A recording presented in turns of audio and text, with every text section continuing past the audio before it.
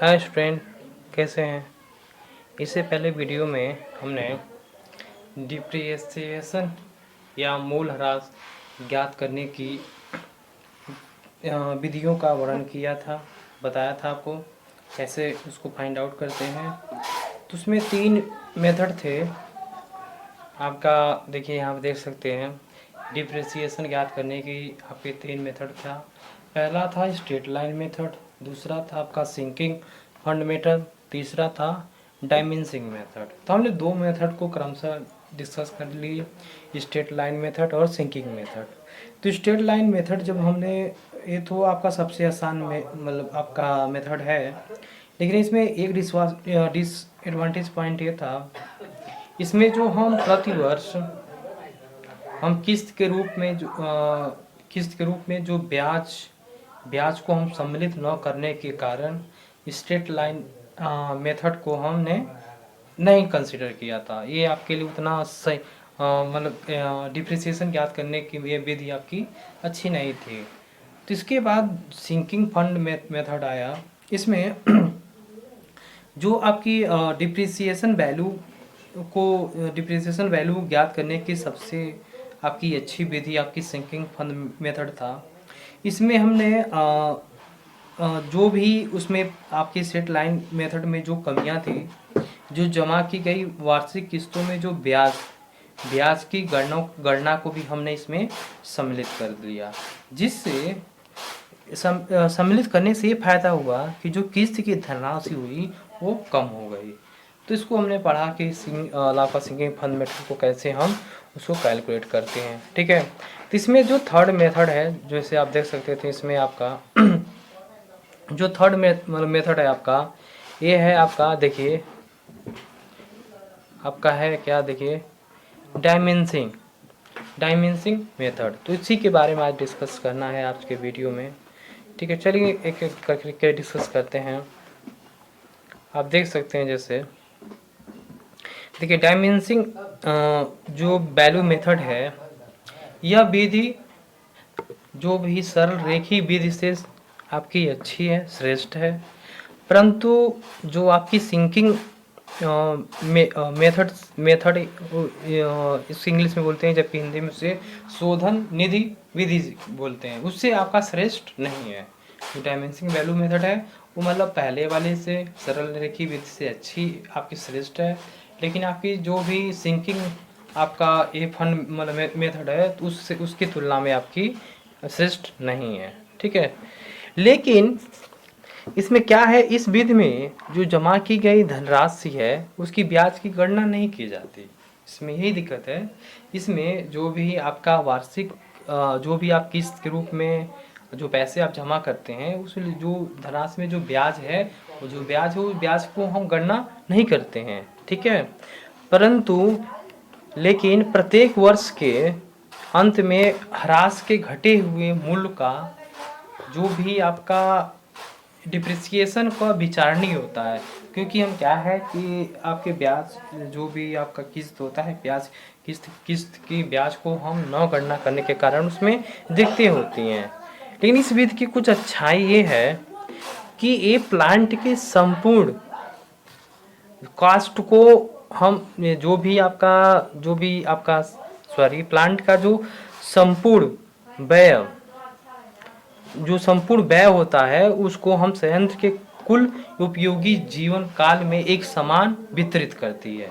इस विधि में यही है कि जो भी आपके कोई भी प्लांट है, प्लांट में जो व्यय होता है, खर्च होता है, ठीक है, वो उसको हम एक समान रूप से वितरित करने का कार्य करते हैं। इसके लिए हम क्या करते हैं, क्योंकि इसमें क्या होता है कि जो स्टार्टिंग में इनिशियल में क्या होता है कि जो डिप्रिसिएशन जो कॉस्ट होता है वो अधिक होता है। जो डिप्रिसिएशन कॉस्ट होता है वो अधिक होता है, जबकि मेंटेनेंस कॉस्ट आपका कम होता है।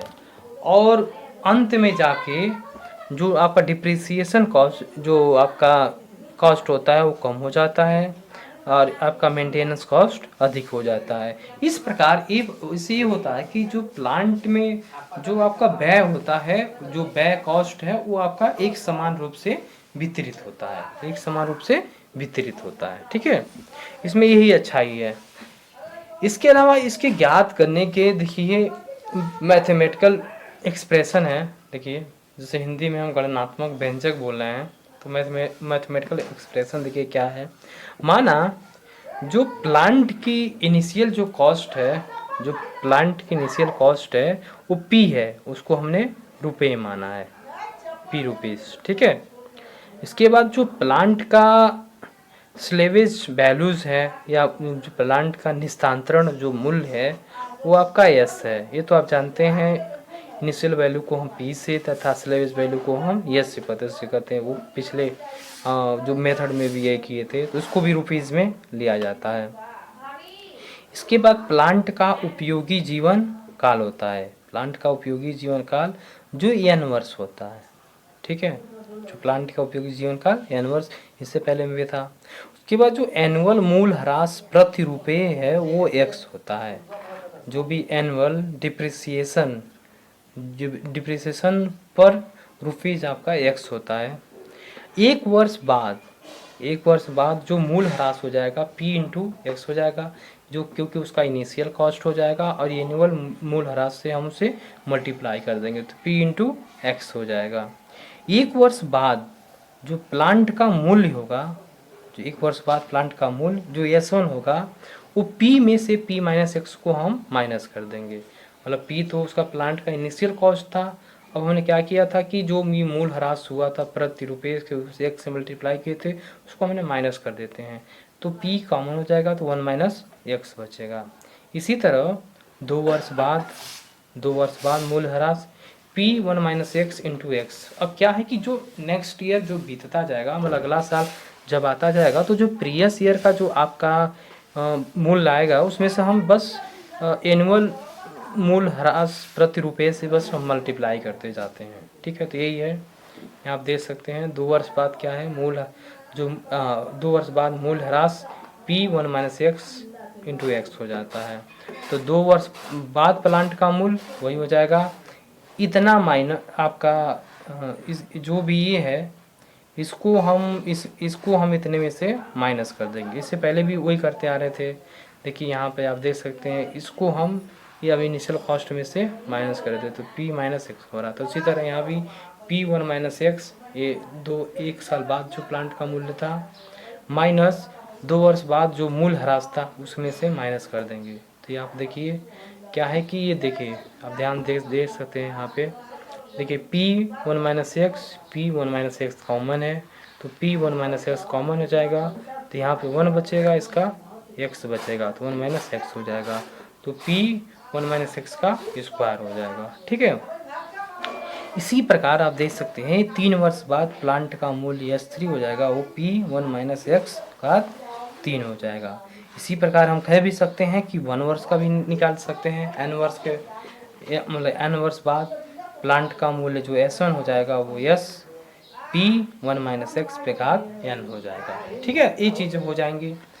अब क्या है कि हमने क्या किया है, उसमें कुछ चीज़ें आप देखते हैं, कुछ चीज़ों को हमने इधर मतलब दाएं और बाएं पक्ष में पक्षांतर किया है। जैसे देखिए यहाँ पे SN को हम S से प्रदर्शित कर रहे हैं, स्लेवेज वैल्यू को P1 माइनस एक्स पे घात n। अब हम क्या कर रहे हैं, इस वाले पद चाहे इस वाले पद को इसको नीचे लाएंगे तो S बाई P हो जाएगा, और उसके बाद 1 माइनस एक्स पे घात n घात को हम इधर लाएंगे तो 1/n हो जाएगा। तो ये लिखा है 1 minus x S divide by P पे power 1 minus n, sorry 1/n। ठीक है, उसमें x को इधर रहने दें, x को या इधर ला दें, इसको इधर ला दें, तो हो जाएगा x बराबर 1 minus S divide by P पे पावर 1/n। ठीक है, इस तरह हम देखते हैं कि प्रथम वर्ष के अंत में जो जमा की जाने वाली पहली किस्त P इंटू एक्स है, क्योंकि आपको पहले ही बताया। यहाँ पे देखिए क्या है, 1 वर्ष बाद मूल ह्रास। ठीक है, तो क्योंकि देखिए क्या है, एनुअल मूल ह्रास प्रति रुपया x है, तो P है तो P इंटू एक्स हो जा रहा था, तो यही है देखिए। तो p इंटू एक्स, एक्स की वैल्यू हमने यहाँ पे कैलकुलेट किया तो इसकी वैल्यू को हमने यहाँ रखा। तो प्रथम वर्ष के अंत में जमा की जाने वाली किस्त बराबर हो जाएगा p ब्रैकेट में 1 minus yes divide by p पे घात 1 बाई n, ये हो जाएगा। इसी तरह द्वितीय वर्ष के अंत में जमा की जाने वाली किस्त p 1 minus x into x हो जाएगा। ठीक है, तो यहाँ से p हो जाएगा। अब देखिए x की वैल्यू को हमने यहाँ पे रखा और x की वैल्यू को हमने यहाँ पुट किया, क्योंकि यहाँ x है यहाँ भी x है, तो x के दोनों वैल्यू को पुट किया तो 1 से 1 कैंसिल आउट हो गया। तो ये हुआ p s divide by p पे पावर 1 बाई n, ये ब्रैकेट में 1 माइनस एस p पे पावर 1 बाई n। इस तरह से क्या हुआ कि द्वितीय वर्ष के अंत में जमा की जाने वाली किस्त की वैल्यू को हमने कैलकुलेट कर लिया। तो इसी प्रकार हम किसी भी वर्ष की जो जमा की जाने वाली किस्त की वैल्यू को हम इस मेथड द्वारा हम आसानी से ज्ञात कर लेते हैं। लेकिन इसमें क्या है, देखिए आपने अभी तक ज्ञात किया लेकिन कहीं भी यहाँ पे जो भी उसका ब्याज को सम्मिलित नहीं किया, जबकि सिंकिंग फंड मेथड जो आपने इससे पहले वाले वीडियो में आपने जब देखा था, यहाँ पे सॉरी नहीं दिख रहा है, देखिए इस वाले वीडियो में जब आपने देखा था तो इसमें ये था कि हम हर बार जो आई था उसको हम इंटरेस्ट रेट था उसको हम हर बार उसको सम्मिलित कर रहे थे, जबकि इस वाले मेथड में ऐसा नहीं है। तो ठीक है, तो बस इससे आपका जो भी डायमेंशनिंग वैल्यू मेथड होता है तो इसमें बस हम किसी वर्ष के अंत में जमा की जाने वाली किस्त की वैल्यू को हम आसानी से ज्ञात कर लेते हैं। ठीक है, तो इसमें यही एडवांटेज था। इस विधि की सबसे बड़ी कमी यही है कि जो स्टार्टिंग अवधि में, जो स्टार्टिंग टाइम पीरियड में जो डिप्रिसिएशन लोड अधिक होता है, अर्थात ये होगा कि जो प्रथम जो किस्त का मान जो होगा अधिक होगा और साल दर साल घटता जाएगा, लेकिन जो पहली किस्त होगी वो महंगी होगी, क्योंकि साल जब आगे हम बढ़ते जाएंगे तो जो भी किस्त की वैल्यू होगी वो घटती जाएगी। ठीक है, तो इस तरह से था कि आपका डिप्रिसिएशन में इतना ही था कि आपके 3 मेथड थे, तीनों मेथड के थ्रू हम उसकी वैल्यू को कैलकुलेट कर रहे थे। ठीक है, तो इस चैप्टर में बस इतना ही है, और बस आज इतना ही मतलब इस चैप्टर में था। इस तरह इकोनॉमिक लोड कंसिडरेशन आपका चैप्टर ख़त्म हो गया। तो इस चैप्टर में आप सोचने वाली मतलब ध्यान देने वाली बात ये है कि इस चैप्टर को आप ध्यान से पढ़िएगा, क्योंकि इस चैप्टर का पॉइंट एग्ज़ाम के पॉइंट ऑफ व्यू से बहुत ज़्यादा इसका महत्व है। अगर आप कंपटीशन एग्ज़ाम देते हैं तो उसकी पॉइंट ऑफ व्यू से भी महत्वपूर्ण है। ठीक है, तो आप पे निर्भर है, आप इसे क्या करिए, बढ़िया से पढ़िए। ठीक है, जो चीज़ें ना समझ में आए उसे आप पूछ सकते हैं।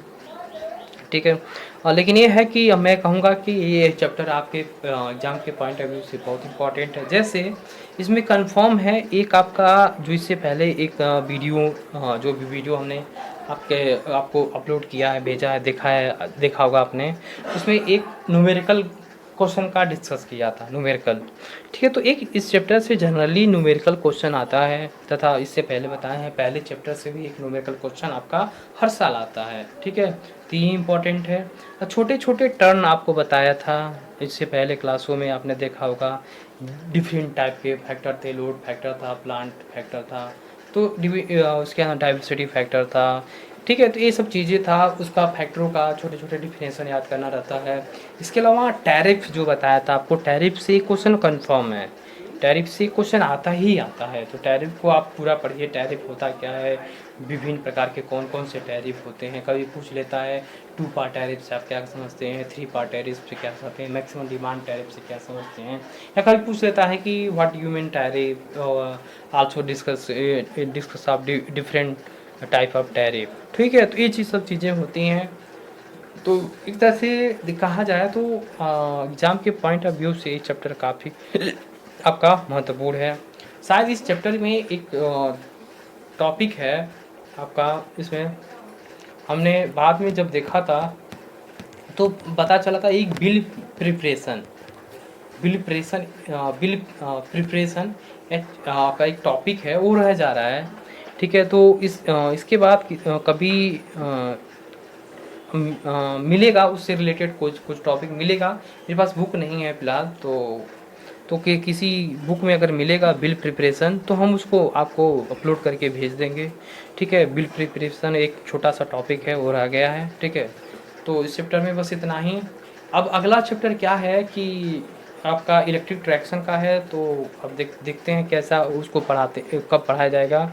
लेकिन इसमें लास्ट चैप्टर है energy conservation. Energy conservation act है लास्ट चैप्टर। उसे कभी कभी आपका 5 नंबर के क्वेश्चन पूछे जाते हैं, तो अगले चैप्टर में उसी से रिलेटेड आपका